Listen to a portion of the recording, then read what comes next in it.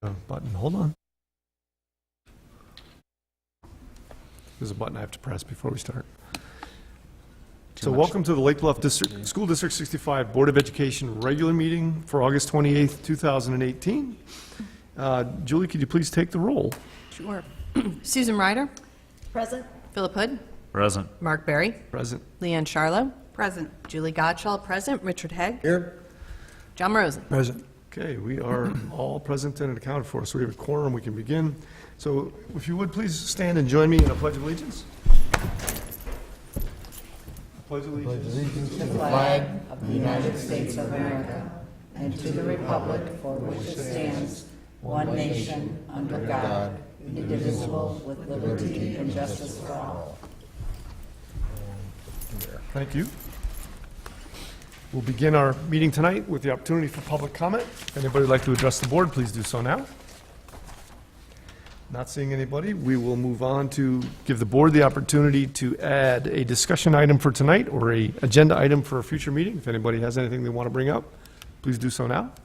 I do want to share that the teacher shortage presentation was moved to next month's meeting because of the volume on this meeting. So I haven't forgotten it, Phil. All right. Okay. There will still be a shortage next month.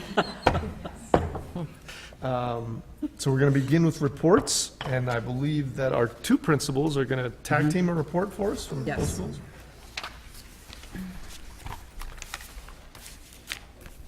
Welcome back, everybody. That summer ran really quickly for us. I don't know about for you, but at Lakewood Elementary, we're off to a really good start. We are comfortable and cool in our building due to our lovely new air conditioning units. Thankfully, this week it's been so hot, I can't imagine what we would have done without it. So that's been wonderful. I'm sure you saw the giant crane by our building. That was quite the talking piece, I think, for a week.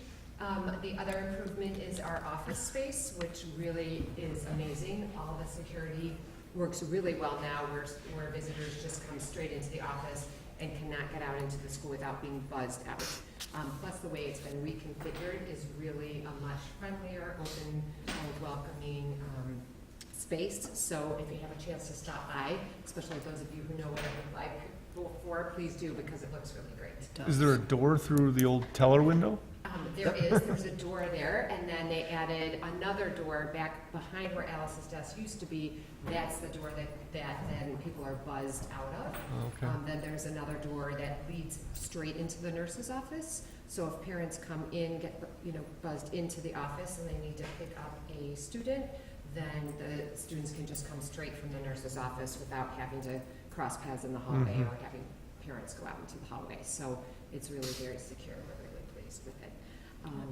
We had a great new family orientation the Friday before school, and at the end of the year last year, our Fox families had a grant with Alliance where we read a common book, Only One You, to all the students, and then they, every student, every teacher painted a rock, and we made a rock path in front of the school. So what we're doing for the new families, when they came in, all the new students painted a rock, and then we're going to keep adding with our new kindergartners to kind of finish out that path. So that was a fun event before school even started.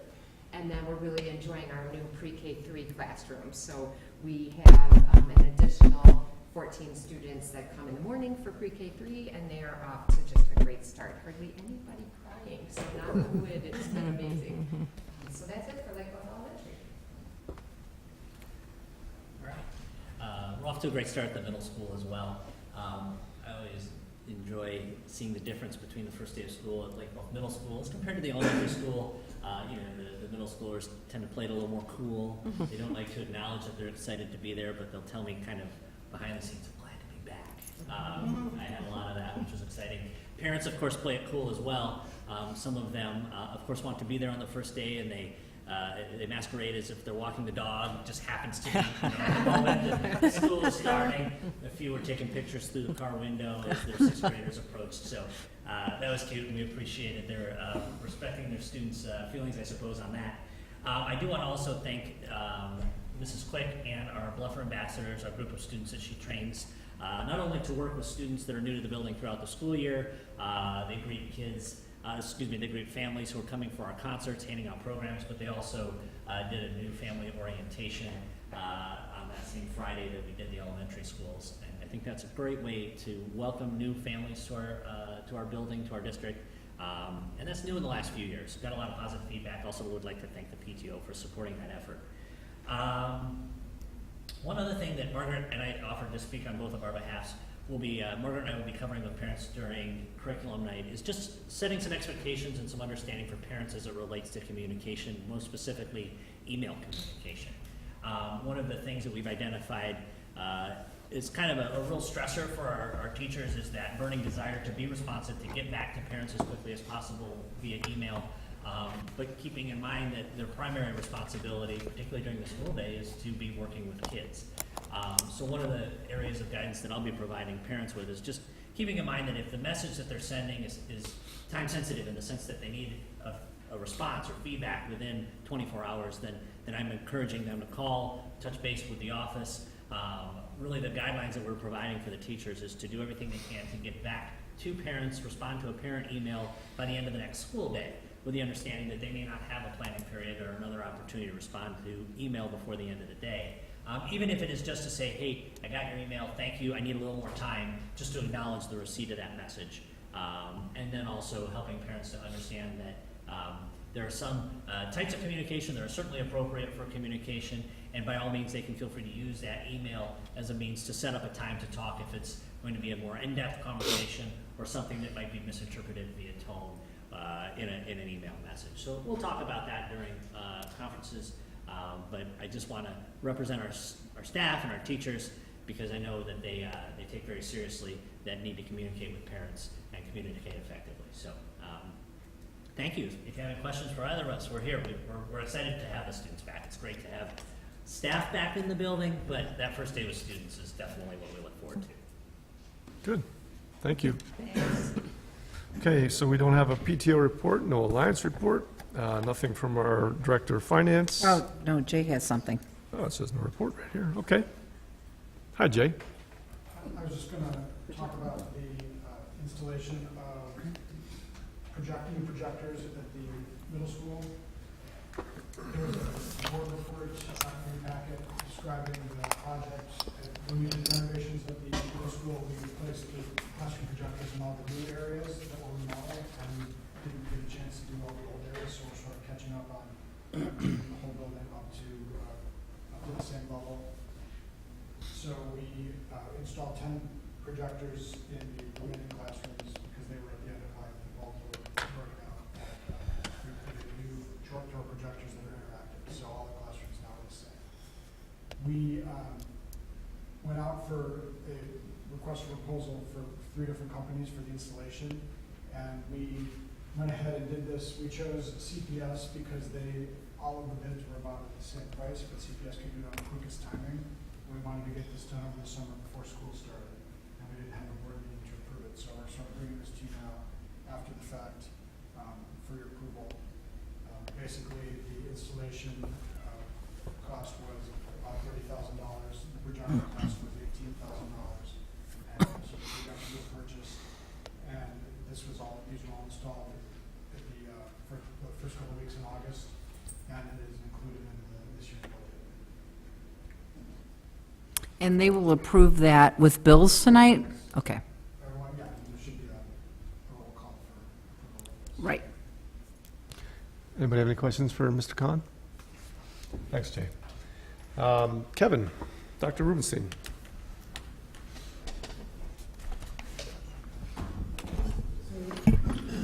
And go ahead and give you a quick update on our new website, which is scheduled to go live at some point this weekend. So this is our current website, obviously, and it has served us well for about 6.5 years. And so sometime over the weekend, probably on Monday or early Tuesday morning, the website will switch over magically and will look like this. So a couple of things that I want to point out to you. So our new website is going to be fully accessible. That's something that is important to us from a district perspective. We have known for a while that there are many districts in the area and across the state that are being hit with some complaints from other people regarding the accessibility of their websites, and so that was something that was important to us. So the new website is fully accessible. So, What do we mean by accessible? so if I'm a person with a disability and I have a vision challenge or a hearing challenge or something along Yeah. those lines. Podium's not on? He said, just keep going, so I was gonna keep on going. I'm Okay, listening. go ahead. Okay, yeah. Lectern. If I have a vision challenge or a hearing challenge, and I click anywhere on our website, I'm supposed to be able to actually have the website read to me, or any of these images. I'm supposed to have a general description behind me about what's going on in the picture, so that it's then fully accessible.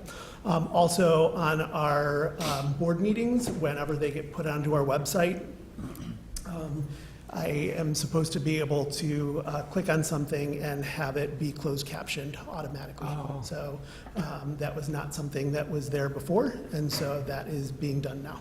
How So about the historical stuff? Does that have to be redone? we already did it. It's already been done. That's one of the things that's been in the process. So, yep. So we did that for the last 4 years. So that is all done and uploaded to the YouTube site that has been created. And so that is all there. So some of the other nice things is that it's integrated right away with our social media accounts. So you'll see up here at the top and on the bottom that Facebook and Twitter and Instagram. So a lot of our teachers post to Instagram using the hashtag LB65, and so that goes right there, and parents and families can see that right away. And the other thing that people will instantly notice, it's going to take a little bit of time to actually sort through some of the pages because there is lots of new content. So I'm just going to sort of mouse over some of this stuff here, but like under the learning and curriculum page, there's just a lot of new content that we are putting out there and that we're really excited about. So what we get questions about most often from parents and families and from people is, what is my child going to learn in 3rd grade, or what's going to happen in math and those sorts of things. And so we are really making a very conscious effort to put all of that information out there on the web and put it live and interactive, and put that out there for everybody to read and see with lots of information and rich links. So that is really exciting.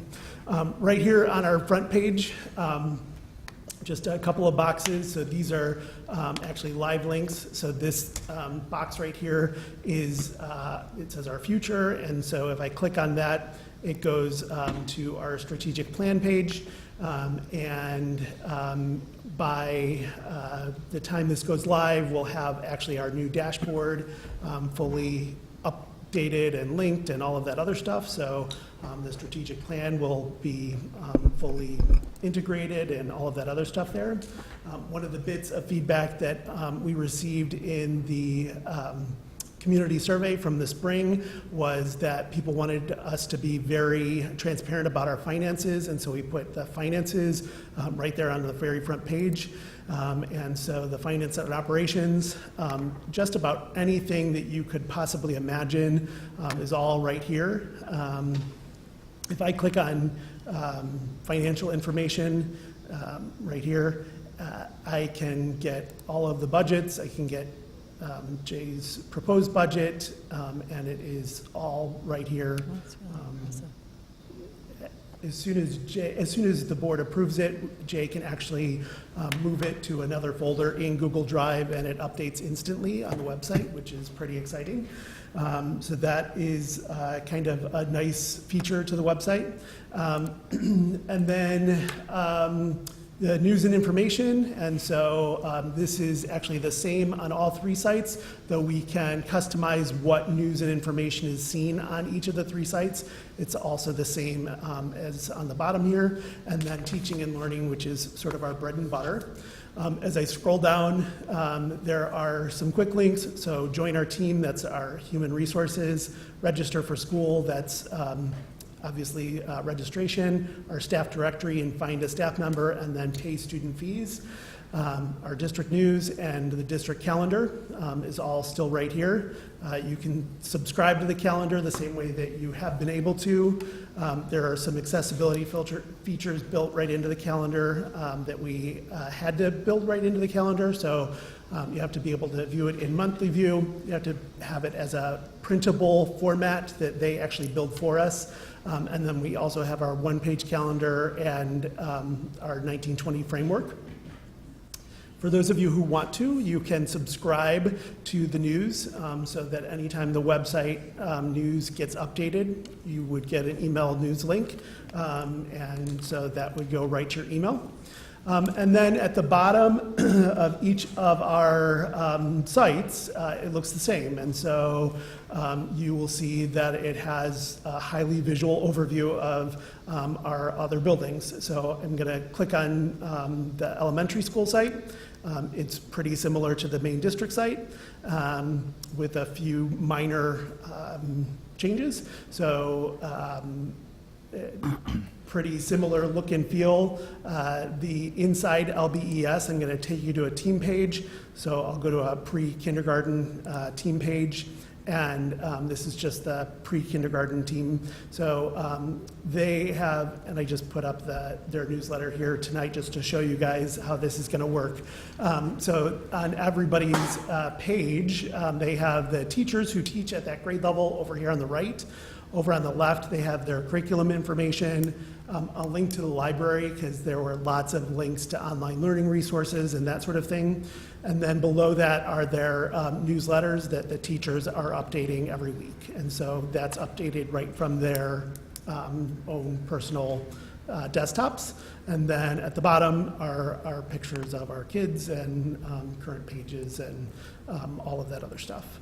So I scroll down to the bottom again, and I can click on visit the middle school site.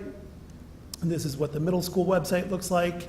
And again, pretty similar to the other 2 sites. And if I click on Inside LBMS, and I'll click on the 7th grade team page just as an example, and pretty similar in terms of the look and feel of the other team pages. The thing that the students use the page a lot for is to get to their homework. So the current 7th grade homework is linked right there, but the newsletters will also be linked right there, and then athletics and activities, and there's still a couple of things that need to be sort of adjusted with some of the drop downs and that sort of thing. Just some things that you should know, and we're going to be putting out this information. So the website can be translated automatically. You can see this at the top of the site. The website can be translated automatically into any one of the Google language sites, and so that is really kind of a cool thing.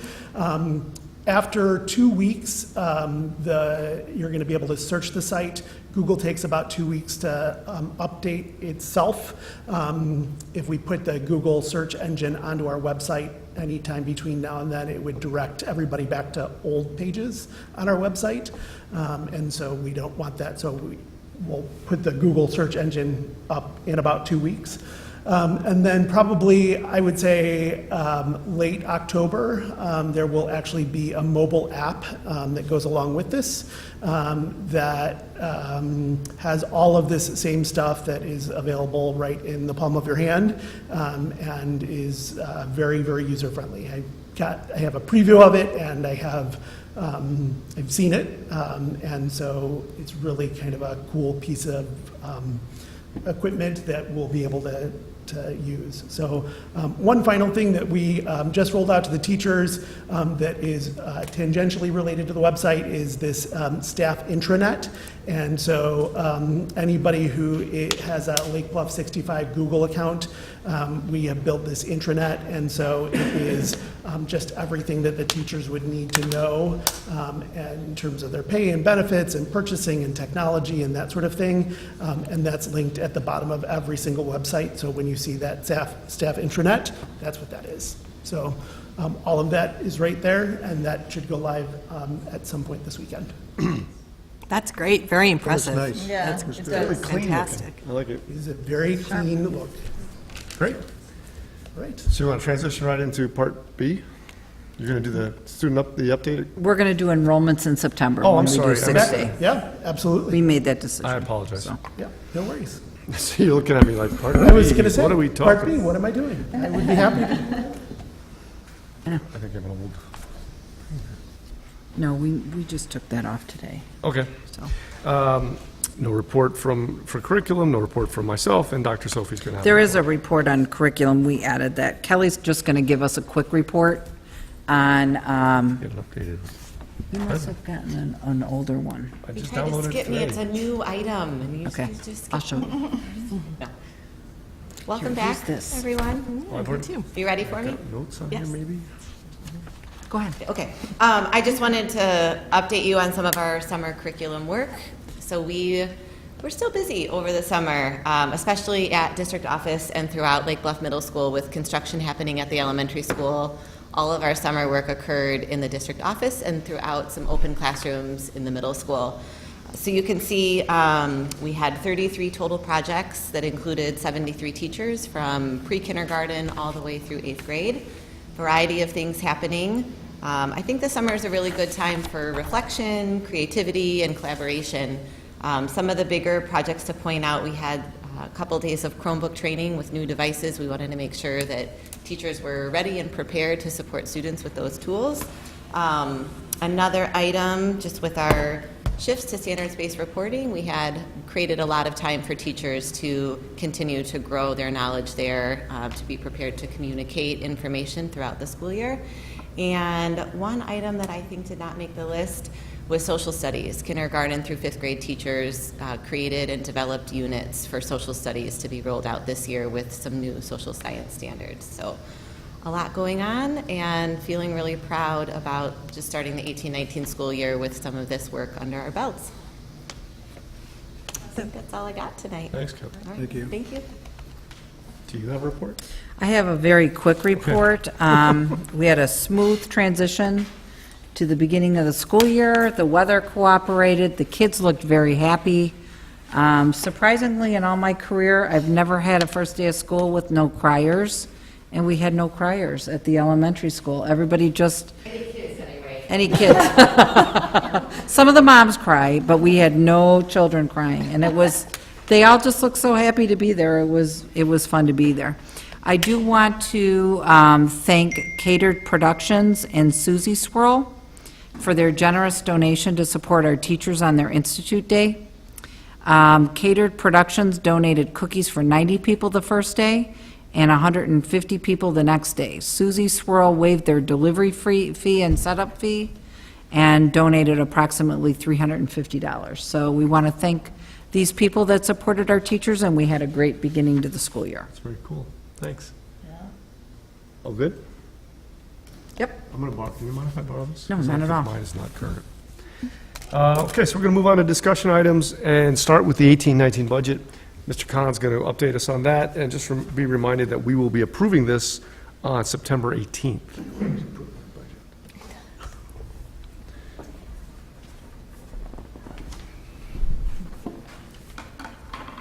Didn't we just do this? We did. It's all updated in here. So I'm just going to go through what the changes are since the last time you saw it. I'm not going to go through the whole presentation. This presentation, though, is the reference or the comparison is to unaudited actuals, because we've closed the year now, so the prior presentation was versus just a projection or last year's budget, so the comparisons make a little bit more sense this time. The budget looks overall the same. There's still a operating surplus, and this is the old one.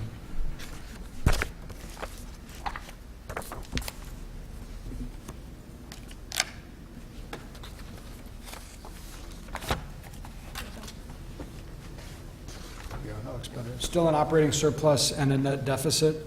The net deficit is driven by the installation of the air conditioning, the big project we did over the summer. The deficit is bigger and the operating surplus is a little bit smaller because we've added a few things since the original budget. We have added an additional pre-K section that was approved for the year. We've also added some capital projects. A big one would be the renovation or remodeling of our kindergarten playground at the elementary school, which I'll talk about a little bit later tonight. I've increased, I think I under budgeted a little bit, or beefed up the budget for legal fees, just given all the things that are going on with negotiations and some other issues. I thought it was prudent to increase that. And then we also have some staffing additions that we'll talk about again later in the presentation today, and those were all included. Jay, I just wonder, just quick clarification, I wonder sometimes if somebody watches this not paying attention to what we do, here's the idea that we're running at a deficit this year, if that might make somebody concerned, and I just wanted to point out that it is a deliberate use of our fund balance, This is a planned expenditure, and actually, and that's why we have this fund for things like this that go wrong. we weren't expecting to spend $1 million on the air conditioning units. We were able to, and in fact, we had, it's not shown here, but we had about an $800,000 surplus last fiscal year. So the change in total fund balance from the prior year is to the end of next year is zero, because we had an $800 surplus in 17-18, and we'll have an $800,000 deficit in 18-19. So we'll get back to our targeted rate, or our target of about 40% of operating expenditures. Just wanted So to yes, simplify it a no, little very bit good for point. anybody who's not paying attention. Thank you. I mean, those are really the highlights. I don't know if I need to go through this in detail. I'll point out our operating revenue is flat. We had a 2.1% increase, or CPI increase in property taxes, but then we we made all-day kindergarten free this year, so we had some reduction in fees, and then our state funding is also down because the state was delayed in paying us, and we had like 5 payments last year, 5 quarterly payments, because we were getting some late payments, and we won't do that again this next year. So on a comparison from year to year, our state funding is down as well, which brings us to zero funding. None of this are proportions of revenue from different sources that we get always looks the same. It remains unchanged. Just a reminder, our insurance costs are going up significantly this year. We had probably the biggest increase we've had in a while. Still fairly modest in the overall healthcare arena, 7.7%. The approved salary increases are up there, and then here's the additional FTE that was not included, or some of which was not included in the last go-around due to the addition of the pre-K section, and then some additional aides and custodians and cafeteria workers, which we'll talk about tonight. Just a quick question on the PPO. Yeah. Is that the high deductible PPO that we've talked about that went up 7.7%? This is just the Regular PPO in one. general. Regular PPO. Right. And actually, the high deductible and the regular PPO go up and down in lockstep. It's just the PPO versus the HMO I see. are two different I'm pools. surprised to see the HMO go down. Yeah, it's based on experience and really not our experience, but also NIHEP overall experience. So NIHEP experience overall, and then we get an adjustment over on top of that based on our local experience. But we have very few people in the HMO Right. compared Very to few. PPO, like 5. I think we have maybe, It went up. it went up. We've got about a dozen now, but But compared to And the how many total- people in the high deductible PPO? 2. Still just 2? It went up from 1. Yeah, we doubled it. The negotiations, we'll be looking at doing a completely different strategy. Okay, great. And we've already started talking about it in our insurance committee meetings, and I think everybody's pretty excited about it. There's a good potential for win-win and to reduce our overall costs and to provide a better benefit to our staff, so.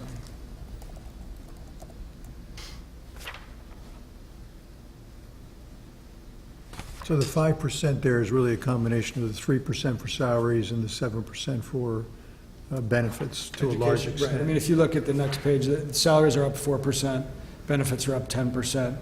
And it's basically the increase, the percentage increase from year to year, and then an additional FTE on top of that brings it up a little bit more. Capital is up because last year we were holding off on doing anything else besides the air conditioning. And this year we're doing some projects like the projectors, the playground, and some other things. And then the dues and fees at the bottom is, there's just, I think, one additional outplacement this year for special services, so that as a total dollar amount is not that great, but on a percentage basis, it looks big. Our proportions for expenditures are pretty consistent, 2/3 overall going to salaries and benefits, 3/4 of our operating expense go to salaries and benefits. The capital number at 7% is a little bit bigger, and this includes the air conditioning project, so usually capital is not that big, but with the big air conditioning project, it's a little bit higher. Our debt service looks the same schedule, big drop off in 2029. And then what's remaining is just the additional money we borrowed for the middle school project and the fund balance number that everyone is concerned about. Again, to Mark's point, we're ending the year at 41% of operating expenditures, which is our target. And basically our reduction in fund balance gets us back to where we want to be. We had a surplus last year and a deficit this year, largely because we expected to do the air conditioning last year and it got pushed across fiscal years, and then it expanded a little bit. So not really a surprise. And our fund balance policy is 30 to 50%? 30 to 50%, correct.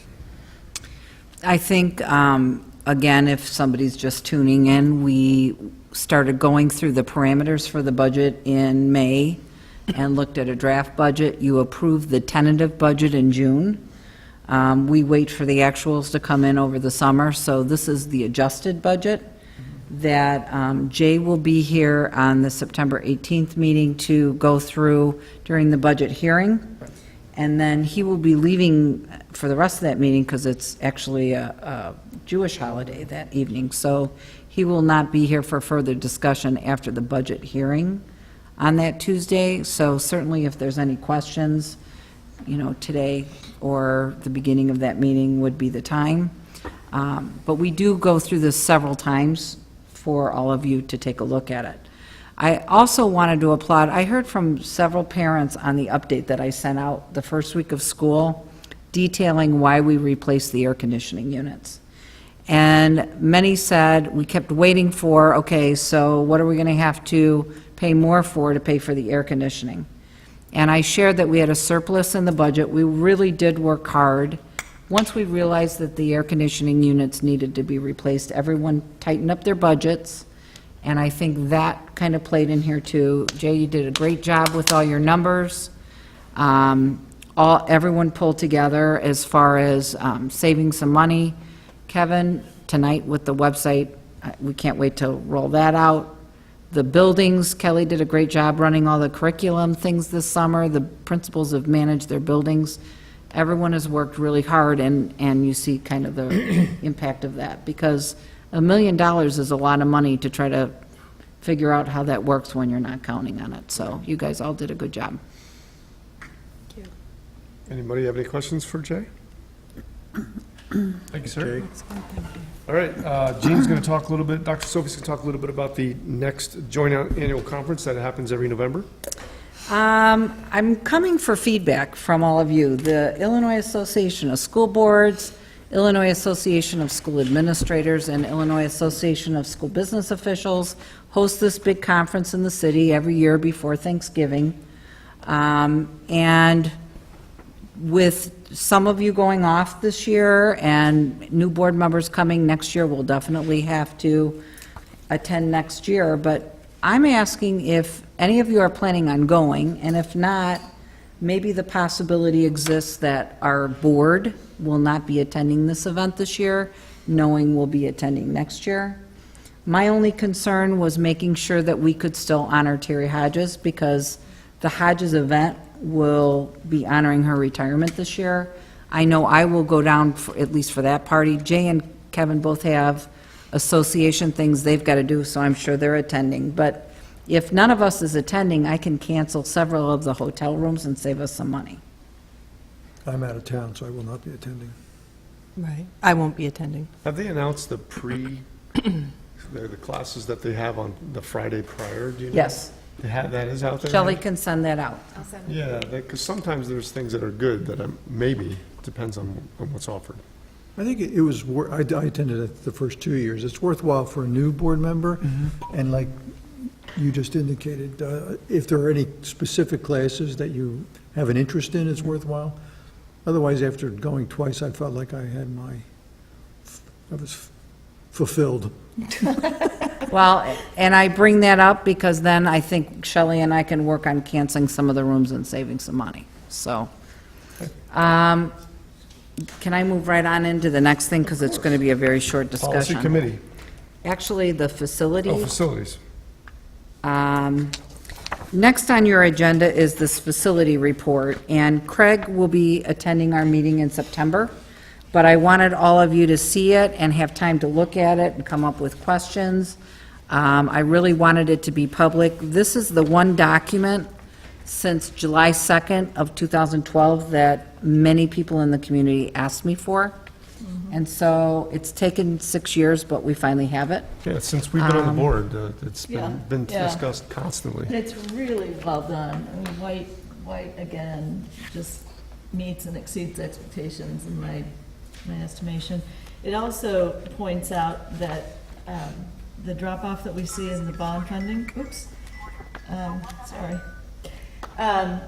we see a drop-off, but there's plenty of things we need to be planning for. Right. And how nice to have this document, like, side by side with the change to the bond repayments. And just so everybody knows, it's available on the website. Yes. On the board information that people can look it up if they're interested. People are able to look at it, and we will go more in depth at our next meeting, but I wanted all of you to have it ahead of time. So tune in next time for more details. Exactly. And discussion. September 18th. All right. And then the policy committee met over the summer to discuss some proposed changes posted in your board book. Anybody, Julie, Leanne, want to make a couple comments? Minor changes in my book. Right. I think we got through them very quickly. I think they were minor. I don't remember anything else or noteworthy, so I think we can move along on that. Minor changes, but at least then we're up to date with our policies. All right. Item E, the board planning calendar. Dr. Sophie again. Every year, we put this on the board agenda to remind you that all of our meetings are based around the board planning calendar, as well as our district operating calendar and what we do on a regular basis. It's a giant to-do list for us to keep track of everything we do. Item F is the LBES K-1 playground, and Mr. Khan is going to talk us through some renovations that need to be done there. Yeah.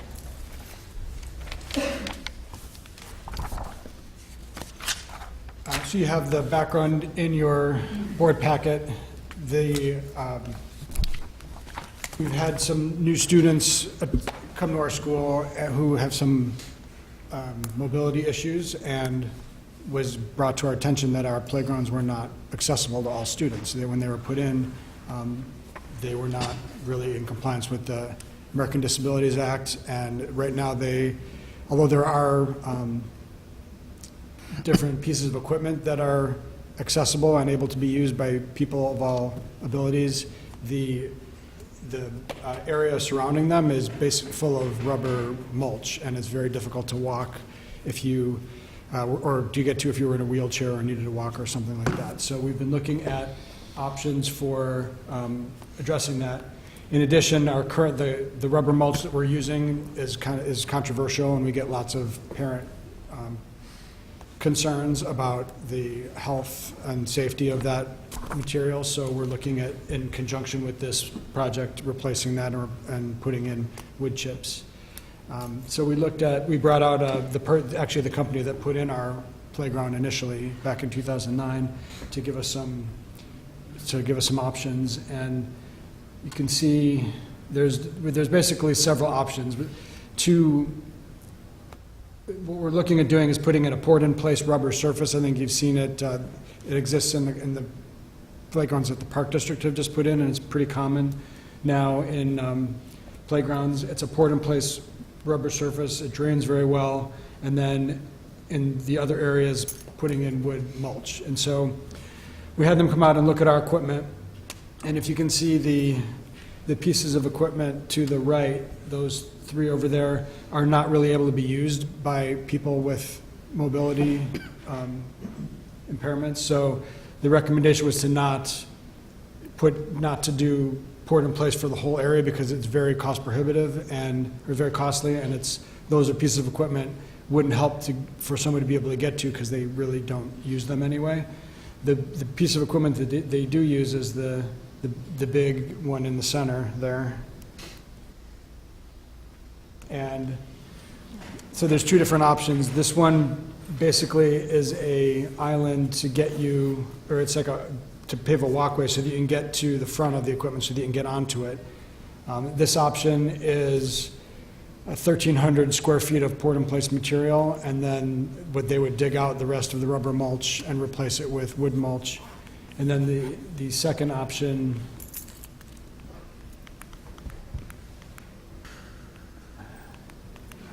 is somewhere. Yeah. No.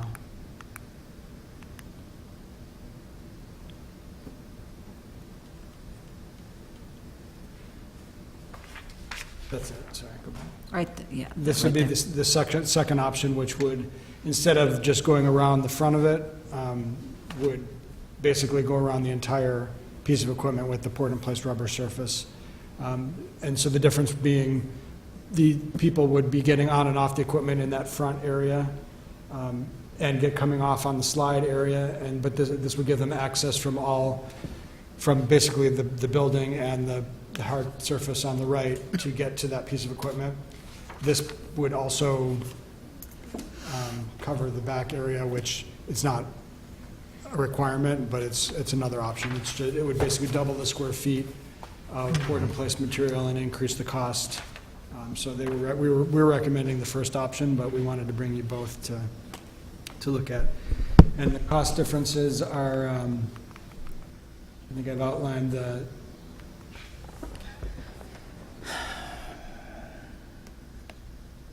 $21,500 versus $30,000. yeah. Oh, no, it's $21,500 plus $30,000. It's up at the top. So the estimated cost would be 21.5 plus, it costs about 30 either way for the preparation Right. of the surface and removal of the mulch, and then it's essentially 21.5 or 42 for the poured in place, depending on the square feet that we wanted to So do. what's the incremental difference in cost between the two options? Total incremental difference? The total incremental is 20? 20,000, That's what I thought it was. I'm thinking 20. 15,000, because it's a little not bit that better much. price per square foot when you do a bigger area. Okay. So it would be an additional 15,000 to do to do the bigger area. I have a couple questions about this. Because it seems to me if we put some wood chips in there instead of doing the whole thing in that poured surface, we will forever have the people out front with the leaf blower, as we do now, almost every day, right? Cleaning it up. And other playgrounds in Lake Bluff have been done completely with the poured surface. So it's not unreasonable to think that ours would be done that way too. As well as, it's hard for me to believe that we won't have a problem with someone's accessibility issue if we do it this way. A parent, a teacher, a child whose needs we can't foresee today. It just seems to me like it'd be more practical to do the whole thing. But maybe you guys have considered all that and ruled it out. Well, I'd say two things. We're talking about the rear playground behind the school. I also have included, we would like to do the front playground as well, and the front playground is a little bit different because we would do the whole thing. Okay. All the different pieces of equipment there are able to be used and need to be accessible, so we couldn't do an island or a pathway. We would need to do the whole surface. And so that, because of the cost of that, it's about $80,000. We were looking at doing it the following summer on next year's budget. The back playground, so there wouldn't be chips. I mean, it's just wood, so that if the chips get out, they're kind of just in the grass, and it's not as big of a problem. And then I wasn't aware of, I don't know which playgrounds you'd seen that had. Artesian. Artesian Park is just, it's actually very few surfaces that are poured in place. Most of it is wood chips. There's 2 little circles of poured in place. Of Port and Play, okay. I don't spend a lot of time at Artesian now. I did this summer, that's true. Yeah. You know, I've seen parks in Deerfield and other places, and I think it's pretty common to have the wood chips with And do poured in part, place around, just because the rubber is Okay. so expensive. yeah. I just taking a long view, would we have staff or aides or parents who may have, Wood chips do a require walking issue out there maintenance. too? You know, It we seems need like to- while you're there. We need to replace them every year, and we would need to be spending money every year to maintain the wood chips. On as wood well. chips So too, yeah. There is some additional Yeah. cost that's not reflected here, Yep. the maintenance cost of the wood chips. So there's the cost of the wood chips, and then there's the time that it takes for somebody to find the person who delivers the wood chips. And I mean, there's some Our cost guys' to doing time. it that way too. Yep. Mhm. How much maintenance is the rubber mulch right now? The rubber mulch doesn't really degrade, so it pretty much sticks around. They do need to replenish it, a couple of bags a year. So the wood chips will have like weeds and stuff. Yeah. They'll probably be more susceptible to mold or growth of plants and things like that. And plus, they just will degrade over time and will need to be replaced probably at a higher rate. The kids, my grandkids were here this summer, so I spent a lot of time at Artesian, and I didn't see any weeds or mold or anything like that. I mean, it stands up pretty well. The kids use it a lot, so they're running over time and time again. I mean, they may need to throw in some new wood chips. Yeah, every that's what year. I'm saying. That's about it. Wood chips are cheap, though. Yeah. So the difference between the two options is really like $7,000. I'm trying to figure, it doesn't, the comparison's difficult in here. It's The difference in price is basically the poured-in-place material. It was just So 21 versus 28, 13,000 is 21, and 28, I think. and 20, and 36. So the difference between 21 and 36, but that 15,000 that I quoted on the front page. The higher the square footage, the lower the cost per square foot, so that's why it's not double, but it's pretty close to, it's maybe an Well, they say additional these charts. 180% instead of 200%. How's the, And this is also not the whole area, sorry. This is just the island around it. There'll still be considerable area. build a walkway. how's the, This one, what's the condition of the overall play equipment? I mean, is there gonna be a point where we the do other one, this you're just and, making it you know, is the other play equipment, are we gonna be But this ripping whole that area's out at some poured. point and then having So to, once is they that get gonna be a through there, they problem? can Is, you know, what's the? Walk off the walkway. What's the lifespan of the play equipment that's there? this Play one. equipment is in very good shape. The other one It is should last accessible all a the way very around. long time. 10 years? I don't know what the lifespan is, but it's 10 years old and it looks, it's in, I mean, you spent a lot of time out there. It's in pretty good shape, the playground. It's in great shape. Yeah, I mean, it looks great. It's 10 years old and it's stood up very well.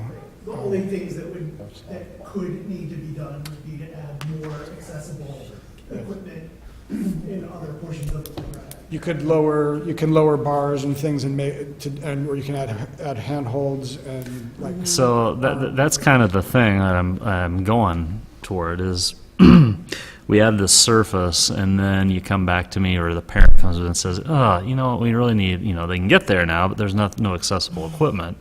And so then, what I don't want to have happen is you come to us and say, now we need accessible equipment, we got to rip up everything we just put in order to put the accessible equipment. So should we be looking at this more comprehensively than just a surface level issue? Good, really good point. Yeah, I mean, according to the law, there's a certain percentage of your equipment that needs to be accessible, and we far exceed that. Not that we want to do the bare minimum, but in the front playground, there's lots of pieces of equipment, almost all of them, that are accessible or can be easily retrofitted. And then the biggest piece in the back is accessible. So there's just a few ancillary pieces of equipment that are not. You could add a piece here or there without really, destroying the rubber material. You would just probably drill a hole or cut out a little section of it, and if you wanted to add more equipment, but I don't think we should avoid doing this now because we are considering possibly adding equipment in the future. Especially because we have kids attending our school that will need it. So then there's kind of a middle ground here, which is that, so we have both options, so that we could do the back playground as it currently stands as we're proposing here, and then look at the possibility of doing a more extensive playground renovation to the front playground, which probably could use some more accessible equipment and that sort of thing down the line in another summer, and adding some additional accessible equipment in the next summer or in another budget year. So that is sort of the middle ground, but we have a time-sensitive issue where we have some students with mobility challenges coming into our buildings who are going to be using those playgrounds in the back. Yeah, I'd say let's move forward with what you recommend. Yeah, I agree. And the front playground, and the back playground, the K1, the front playground, we will be bringing you a couple different alternatives. Because that's the big playground, and we're going to have to do the whole thing in the front. Okay. So you recommended option 1 or option 2? We recommended option 1, which was just the path in the front of the least expensive. Now, we're still going to bid out, so tonight you're just approving the scope of work, This is an estimate. and then we'll bid out That's and item get D it under rolling. Right. D8. Option 1 is already in the budget that you saw. Option 2 would be additional money Maybe that's a good reason to stick with option 1 right there. and to do the entire surface would probably be closer to $100,000. Okay. Okay. Moving on. Item G, 7G, revisions to the 18-19 non-licensed staffing plan. Dr. Sophie, you going to talk about Yes, Kevin and Jay will be discussing this. that? Okay. So there are a couple of changes and updates to the non-licensed staffing plan that we're bringing to you this evening. The two sort of biggest changes, one of them was already approved at the July board meeting, is a halftime aid in the pre-kindergarten classroom, the pre-kindergarten classroom that we added in the morning, so that is 0.5. We had a student move in over the summer from another state who requires a one-to-one classroom teaching assistant. It's something that you can't account for in your budgeting process and in your staffing plan or process. What happens in those situations, we've had actually this happen before. It's actually been more significant where the student actually required an alternative placement, and so the budget was actually more significantly altered, and so this student requires a one-to-one, and so we hired, we're bringing to you the request for an additional teaching assistant to serve that student, and then, yes, So that student moved in from out of state with an existing IEP with an Yes. existing IEP. that you have to honor We are required to honor. until you go through their anniversary comes up for their IEP meeting. Not that it goes away then, but that's when you discuss alternatives. When you reevaluate it. Right. We will reevaluate it. I will say that. I'm not saying it's going away, I'm just Yeah, saying that's right, what, right. I don't want to scare anybody. Thanks, Yeah, Mark. I will say that, and I talk about this with all of our teams, that that we work really hard to meet the needs of all of our kids here, and that we need to honor the work of past schools and past IEP teams, because they knew those Yeah. students the best. So I'm just trying to illustrate for people who have no Exactly. idea what's going on here. Exactly. Why we have to do this. initially. So so they really knew him best and knew that he is a student who requires a significant level of support, and getting to know him in the first couple of days, we can easily see that. Glad to have him. Absolutely. We have another student who is in our schools who also requires quite a bit of support during the day with checking some blood sugar and doing some other checks. And so we have hired a one-to-one teaching assistant, and so that's an additional 1.0 that we have brought. The needs of our students, being honest, and Gina and I have talked about this with you before, the needs of our students are pretty significant, and they continue to be significant and have been increasing as time goes on. Our staff has seen it. They have asked me about it. It's something that schools all across the state are feeling, and we're working really hard to meet their needs. And so those are that's 2.5 of the FTE in requests for teaching assistants. So the board memo, I put 2.0, so it's 2.5. Because we've already approved. Right, for the July one. So really, it is a 2.0, because we already approved the other one. Yes. And then Jay's going to talk to you about some changes related to maintenance and food service. So we're also requesting, and I've recorded it as a 0.7 FTE increase in maintenance. It's probably, in reality, less than that. We have always had 2 custodians at the elementary school and 1 custodian at the middle school. And then we had a part-time person who we were carrying on the books at 0.3, but we flexed his hours a lot, and he probably ended up working more than that.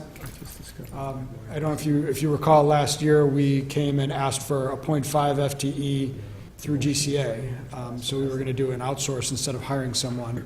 And we did that last year, and we had a very hard time keeping that position staffed. GCA kept losing people, and with record low unemployment, they just weren't able to keep people, and the pool of applicants was, most people couldn't pass the background check. So we are coming back instead and asking to hire the 0.5 person full-time, or to be full-time. And then our part-time person actually has taken the vacancy at the elementary school, so we don't have him around to fill in the gap when people are absent. So we don't really have any subs. So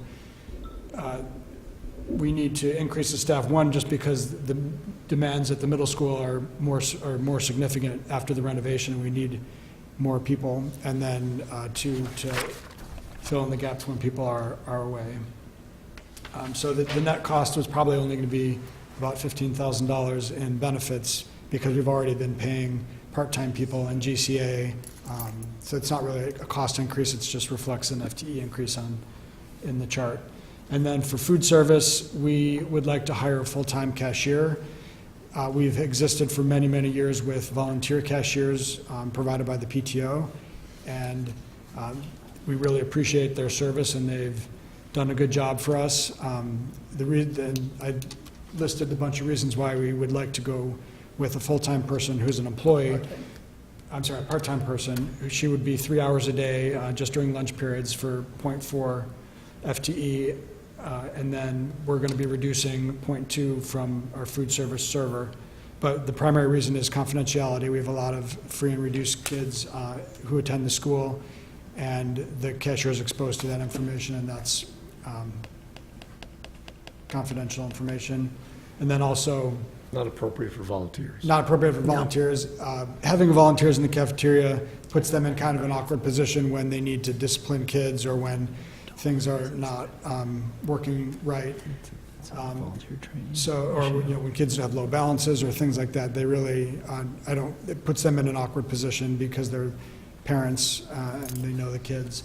And then also, we have a new computer system that they need to use, and so having a different person every day requires lots of training on the system, and it's actually quite easy to use, but if something goes wrong with it, then they don't know how to fix it, and we get, if it's not working and you can't check kids out, it backs way up. So for a variety of reasons, we wanted to hire a staff cashier. The total cost for that would be about $8,000.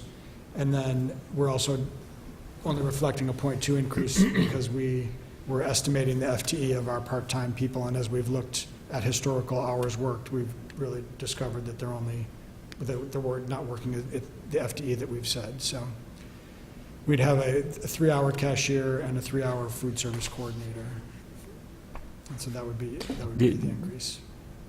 Do you think that the people that are qualified to do that and available are any better to do that than anybody else right now in the job market? I mean, what makes you feel that staffing that position is any different than like some other roles that you've contracted out? Are you saying that we should look at contracting out the position? Or? No, I'm just saying, I mean, what's the market? I mean, you've got a base of volunteers right now, I guess is my point, Right. that it sounds like it's more of a investment of staff time and training volunteers versus trying to go out and find somebody to pay to do that. And I think you're talking about that we should look at that group as a possibility for hire? No. No, the biggest driver was just Like, you think you're going to be able to find a cashier that's willing to work 3 hours a day? Yeah. Do you have somebody in mind? Yeah, Yeah. there was actually somebody from Quest who was working at Lake Forest who was interested and is happy with that arrangement. The confidentiality. How does the PTO feel about this? I've talked to them and they understand and sort of, I don't think they were surprised by it. They acknowledge that it's often awkward to have the kids coming through and to, have them skip through the line without paying or have really low balances and not be able to bring them up, or to have kids taking more food than they're really supposed to be taking, like. I can tell you firsthand, I volunteered years ago in that exact thing, and it is pretty weird when you see students doing things they shouldn't be doing or can't afford to pay, or I know volunteers who have bought lunches for kids, they don't know who they are because they felt bad for them. I mean, it's a pretty awkward And then in position addition to sometimes. that, we're required to do civil rights training for our cafeteria staff and food service handling training, which we can't really do if we have a different person there every day. Legally, and then also the federal status of kids is confidential information that currently our volunteers are exposed to, and we don't have any confidentiality agreements signed with them, or, there's an expectation of confidentiality, but there's lots of people in the community who have access to this who probably shouldn't. So. What do you think this is going to cost us for the course of the year? I'm estimating $8,000. It's $15 an hour, 3 hours a day for 176 student attendance days. There's no benefits for this position. Did you consider switching the school over to kiddos instead? And would that save us any money if we did it that way? That's something that we've considered. And we will be actually looking at this in greater depth, I think next year is what we said in our strategic plan. To look at either a full-service food management company like they have at Lake Forest, or Quest, for example, to look at doing kiddos, and then also to continue with what we're doing. In the past, when we first brought kiddos on, we had a fairly strong opinion from the middle school parents that they wanted to decide what their kids were eating that day and to not have to plan ahead and order through kiddos, and so we sort of held off on that and did some other That was things. just last year. We just did that survey about a year and a But half ago. both elementary school families and middle school families were very satisfied with with their lunch programs, and we have lots of families who experienced kiddos who are now graduating to the middle school, so I don't think it would be. Nonetheless, if we did it that way, we wouldn't be in the position of hiring someone, correct? Correct. Just putting that out there. Yeah, And it would change the character of the program a little bit, but, yeah, we wouldn't have to hire someone. I would say that the food for the free and reduced population would probably be more expensive at kiddos than it would be if we're handling it ourselves, so there's some Okay. things to weigh, but I did analysis of our program last year, and we, excluding the money that we spent on free and reduced lunches, we probably made about $8,000 in profit on the food program, so this would be, the goal is to break even, and this would not go negative. Just remind me real quick, just, I'm going to push at something here. What's our overall enrollment? Like, just remind me again of our numbers from the spring. Elementary school? Just overall in the school district. Where's it? What's 891. and that's held pretty steady over the last 3 years, right? Up by about 3% each year for the last 5 years. That's not much, right? I'm just pushing at, when you look at non-licensed staff, which as a school board, when we have, areas that we actually have influence over in containing costs, and looking at the proposal here, my word here is it inappropriate for us to be asking the district to be doing more with less? I actually think a lot of places right now are having that conversation, and the answer is you got to figure a way to make this work. And that's just my immediate impression of this.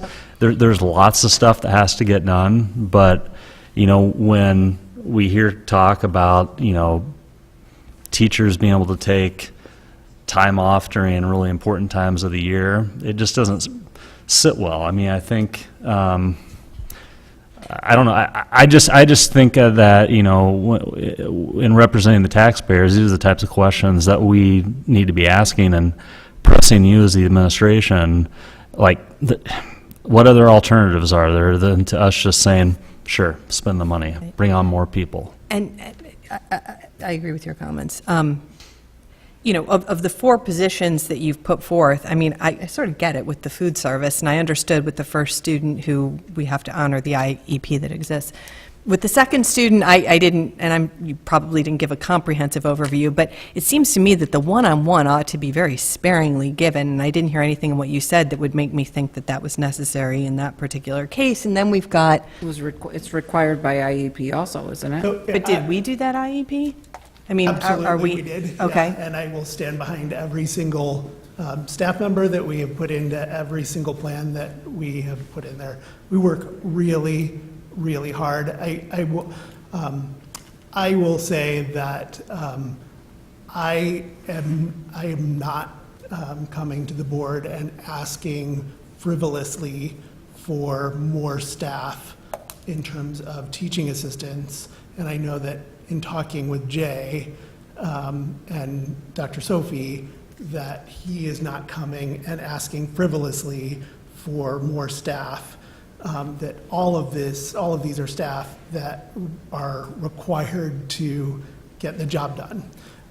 That the day-to-day of actually running a building while you say, and running the buildings while you say 890 students, enrollment's only up 3 to 5% each year over the last 5 years. So I get your argument here. But there's also, in bringing this forward, the possibility that we could say no. So walk me through what you would do if we said no.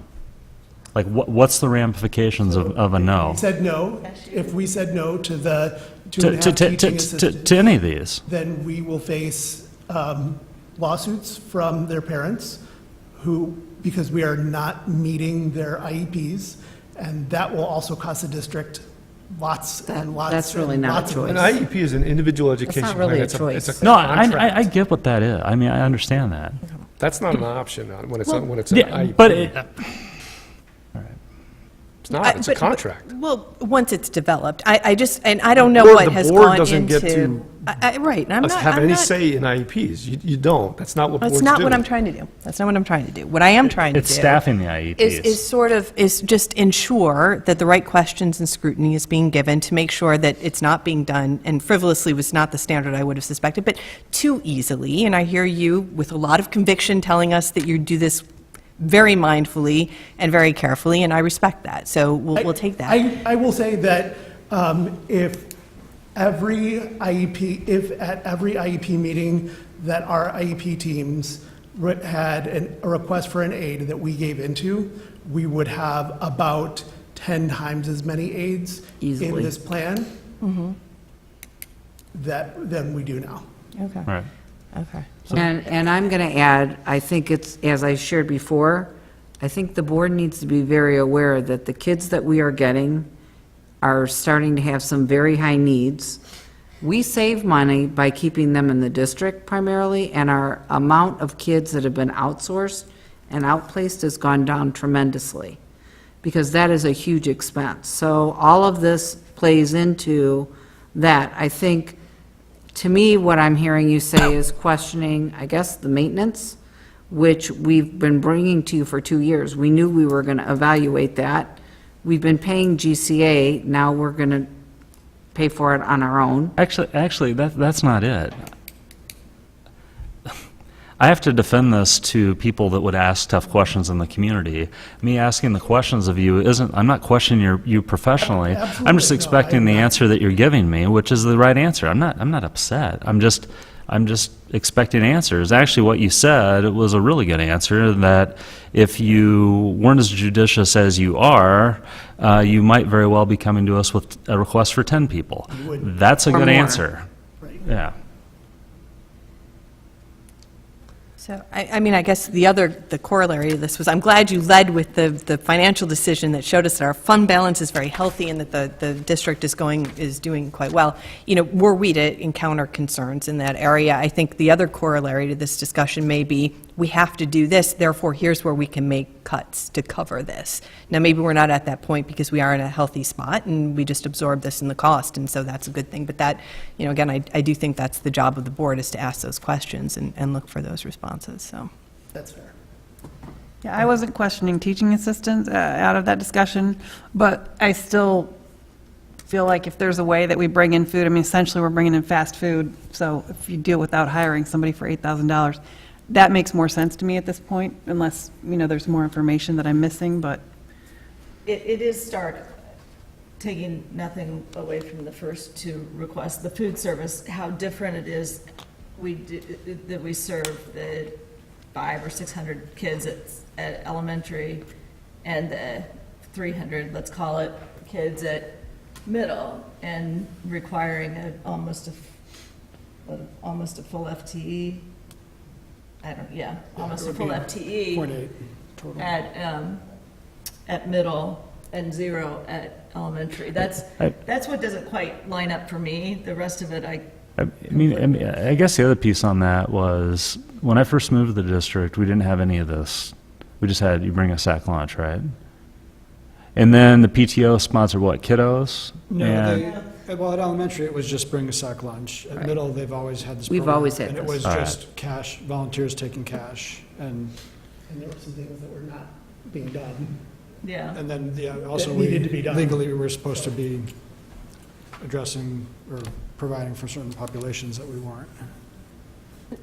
So I wonder if the time has come to move to the model, the kiddos model. That's what I was just going to suggest. It's in the strategic plan for review in the 1920 year, because we just did it. And I want to remind everybody that the results of that parent survey was that they were very happy with the lunch at middle school. are they going to be happy if we pass along the $8,000 cost on their That- kids' lunch? I mean, that's And another I doubt option. it. That's another option, and I think that we need to flip whatever we were going to study this year or add lunch and take another look at it.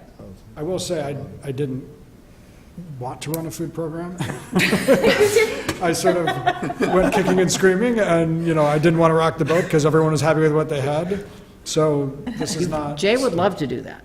something Because he that, thinks it would be best all the way around, but we have done. I get parent comments about it too, about why don't we do the same thing? It's easier, go online, I mean, whatever, but. Change is always hard, but that, it strikes me that there's, what's working at the elementary school might also work at middle if we were, and maybe this is not the year to do it, but this year we have to go with the plan we've got. But I do think we should study it for the 1920. Do it now. There are several options, and, we're always looking at what we're doing and trying to make it as cost-effective as possible. Within the existing framework we've had, we've improved the profitability or the cost-effectiveness of the middle school lunch. And, last year we focused on transportation a lot, and we've reduced our expenditures there significantly this year. And, we're looking at doing that in different areas as time goes on, so. So Jay, you and I will talk about when we start bringing that, because we will need to kind of put the pieces together from that and bring it to the board and talk about possibilities for next year. And you'll always hear from parents, so it was sort of maybe not the right time to do it in the past, but we're certainly going to look at it. So one more observation, having beat this dead horse. The food service coordinator couldn't also work as the cashier? Yeah. No? She's- And then we could have PTO helping out in other non-cashier ways? I don't know. Anyway, Really, yeah, I mean, if I could do that, I would have. okay, I know. I could go All through right. the reasons. So, final question. I'm sorry. You never know when we're going to go off on a tangent. I'm sorry. It's just this is it, right? We've been storing this up all summer, so bear with us. We missed you as well. I bet. So the PTO now with this change, I mean, are they still going to be around? I mean, are they still going to be in the building? How do they feel about that? Has that been a good thing to have parents in there? Is there, what will we have them doing, if anything? We certainly didn't want, the goal was not to exclude parents from the building, and I did talk with them when I told them about the cashier position and asked for different options for that. They are going to be providing some volunteer replacements if we need a sub. So on occasion, we may have a parent volunteer. But also they've implemented a composting program, so They're busy composting now? they started elementary, and the parents come in and help the kids put their waste in the right receptacles. And I know they were planning on doing that at middle school. I don't know if we've had I've got Nate up here to answer a couple of those things participation, too. but that's another way they can get in the cafeteria. I only would add that, and there is no shortage of appreciation for the PTO volunteers that have helped us out. I want to be clear about that, but it is not uncommon to be scrambling and reminding and be without that person. That's not an uncommon occurrence. And then a shift in schedule or a sick child at home, they're volunteers. I get it. So, they have other obligations. So I just wanted to kind of throw out there that piece of it for consideration. So it's a nice bonus, but it's a lot of management in order to get that bonus when you get it. I get it. I'm going to move on. Yes? All right. So we're going to go to action items with discussion. The first item has to do with impact fees for a new single-family development. I could have had us out here. In the board packet, there's a copy of the executed document entitled Agreements Regarding the Receipt of Developer Subdivision Contributions and Indemnification in the event of a private agreement. Lake County has in effect an ordinance that requires new subdivisions to pay impact fees to the affected school districts, park districts, and municipalities. The Lake County ordinance allows the affected governments to waive their rights under the ordinance and enter an agreement directly with the developer regarding the payment of impact fees. Here, the Village of Lake Bluff, Lake Forest High School, and District 65 entered into a private agreement with the developer under which District 65 will receive $12,742.92. The high school will receive $5,890.32, and the village will receive $15,458.47.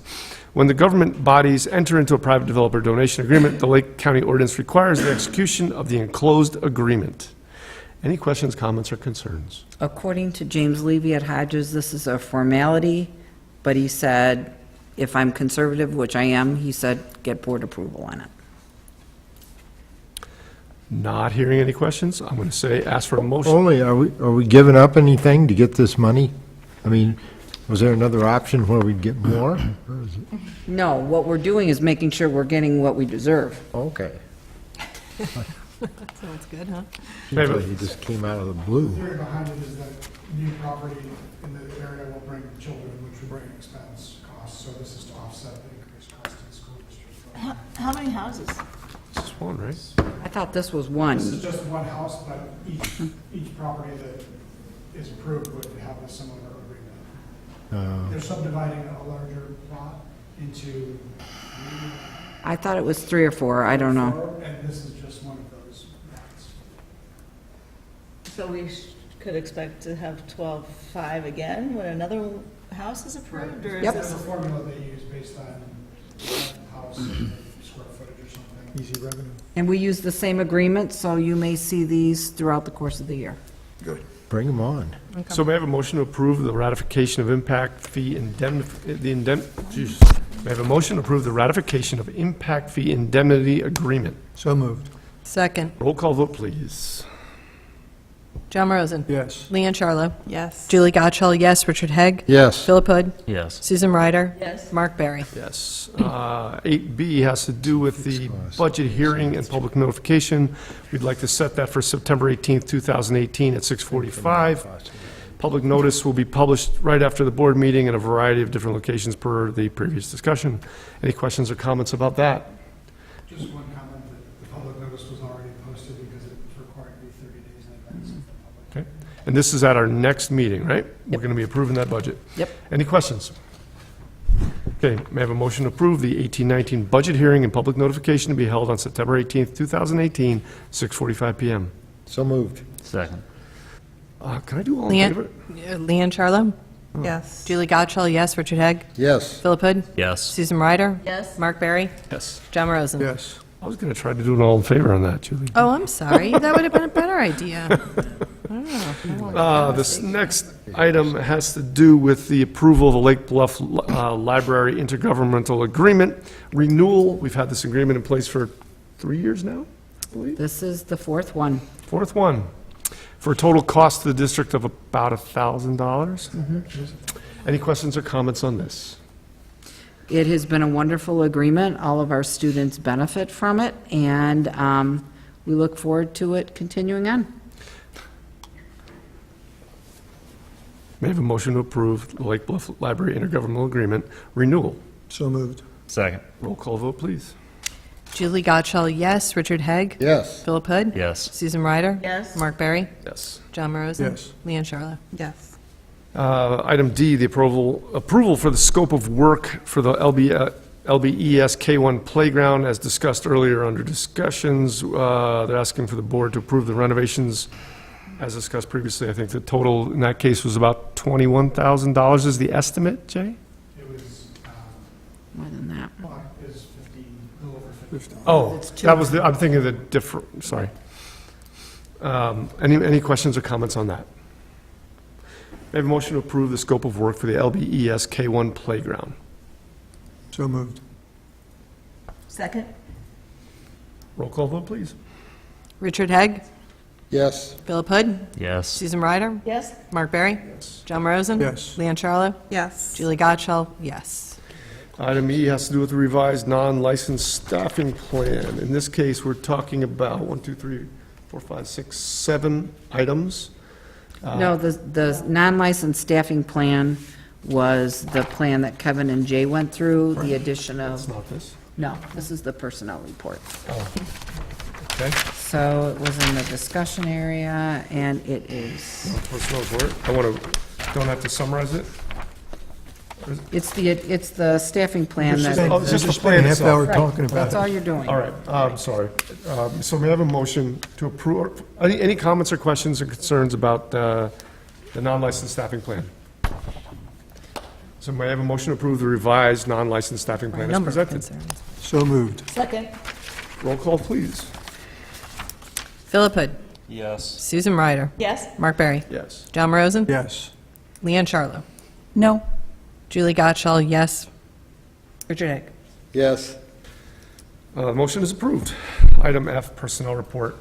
That's the revised one. Right. This month, the personnel report includes non-licensed new hires. We have Allison Martin, a teaching assistant at the elementary school, replacing Danielle Cray for the current school year. We have Susan Thomas, a teaching assistant at the elementary school, replacing Adrian Dougherty for the 18-19 school year.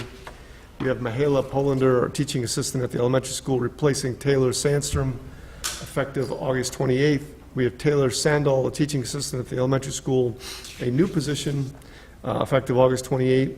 We have Afton Wright, a lunch cashier at the middle school, a new position, effective August 22nd.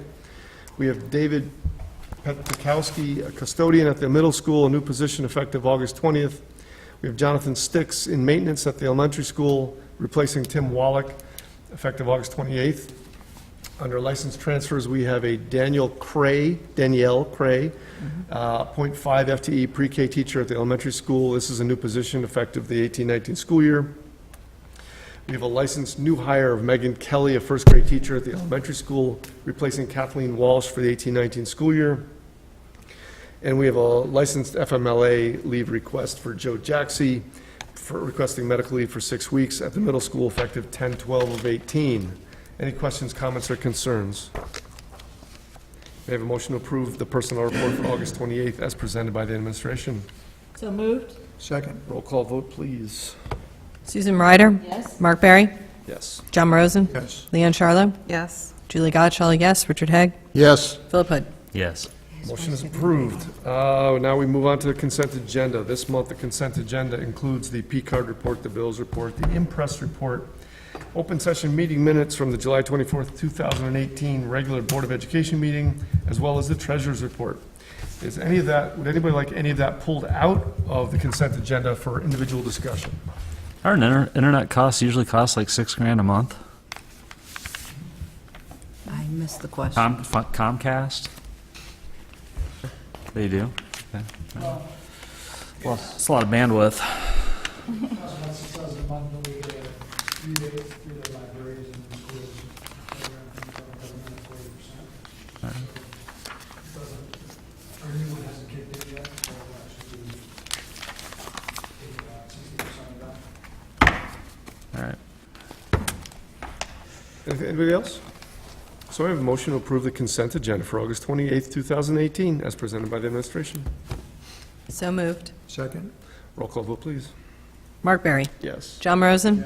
Leanne Charlo? Yes. Julie Godshall, yes. Richard Haig? Yes. Philip Hood? Yes. Susan Ryder? Yes. That's all, and so the motion is approved. That's all for our action items. Finally, there is one FOIA request, the details of which are presented in the board book, having to do with collection of data by the news organization in the city, asking about, a follow-up to the CPS scandal having to do with child abuse, and they're asking information from schools throughout the state of Illinois, right? Yep. If anybody wants the details, that is in the board book. Any other questions or comments from anybody on the board? Any public comment? So at 8:29, may I have a motion to adjourn? So moved. All in favor? Yo. Opposed? We are adjourned. Thank you. Have a great night. Kevin, you running like a virtual reality lab with all that bandwidth?